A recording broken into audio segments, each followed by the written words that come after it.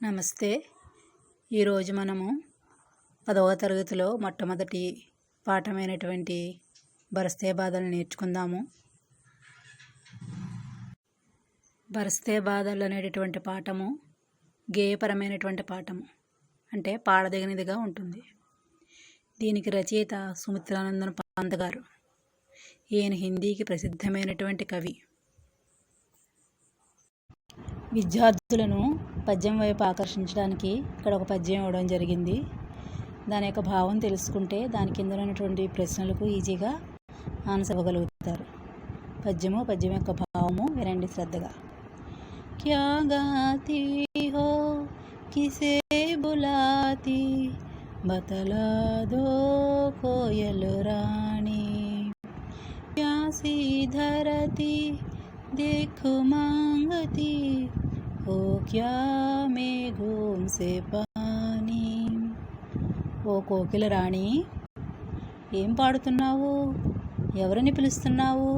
చెప్పవా? దాహంతో అలమటిస్తున్న భూమిని చూసి వర్షాన్ని కురిపించమని ఆ మేఘాలను అడుగుతున్నావా అని దీని యొక్క భావం. కింద నుండి ప్రశ్నలు చూడండి. మీఠే గీత్ కౌన్ గాతీ హై, కమ్మని గీతాన్ని ఎవరు పాడుతున్నారు?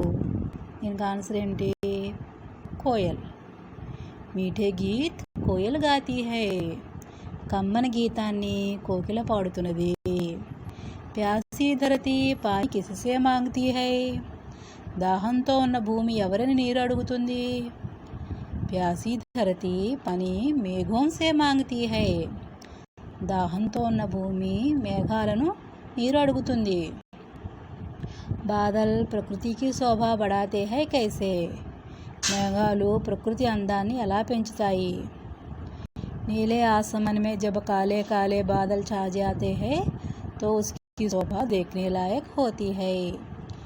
నీలి ఆకాశంలో ఎప్పుడైతే నల్ల నల్లని మేఘాలు కమ్ముకుంటాయో అప్పుడు దాని అందం చూడాలన్న కోరిక కలుగుతుంది. కింద చూడండి, ఈ పాఠం యొక్క ఉద్దేశం ఏంటి అనేది ఇవ్వబడింది. చూడండి. प्रकृति के प्रति काव्य रचनाओं के प्रोत्साहन के साथ साथ सौंदर्य बोध कराना, मनोरंजन की भावना जगाना और प्रकृति संरक्षण के लिए प्रेरित करना इसका उद्देश्य है. ప్రకృతి పట్ల కావ్య రచనలలో ప్రోత్సాహాన్ని కలిగించడంతో పాటు సౌందర్యానుభూతి కలిగించడం, మనోరంజనానికి సంబంధించిన భావాలను మేల్కొల్పడం, ప్రకృతి సంరక్షణ కొరకు ప్రేరేపించడం దీని యొక్క ఉద్దేశము. క్రింద విధా విశేష ఇవ్వబడింది చూడండి. దీని యొక్క ఉద్దేశం ఏంటంటే ఈ పాఠం ఎటువంటి పాఠము అనేది దీంట్లో చెప్పబడుతుంది. బరస్తే బాదల్ కవితా పాఠ హై. బరస్తే బాదల్ అనేది కవితా పాఠము. కవితా భావనాओं को उदात्त बनाने के साथ साथ सौंदर्य बोध को भी सजाती संवारती है. మనలోని భావాలను ఉన్నతంగా తీర్చిదిద్దడంతో పాటు సౌందర్యానుభూతిని కలిగించేది కవిత. ప్రస్తుత కవిత నాద్ కే సాత్ గేయ యోగ్య హై. ప్రస్తుత కవిత నాదగుణాన్ని కలిగి పాడదగినదిగా ఉంటుంది. ఇస్మే అనుప్రాస్ కా సుందర ప్రయోగ హై.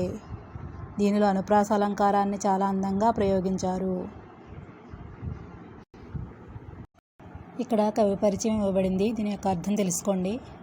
బరస్తే బాదల్ కవిత కే కవి శ్రీ సుమిత్రానందన్ పంత్ హై.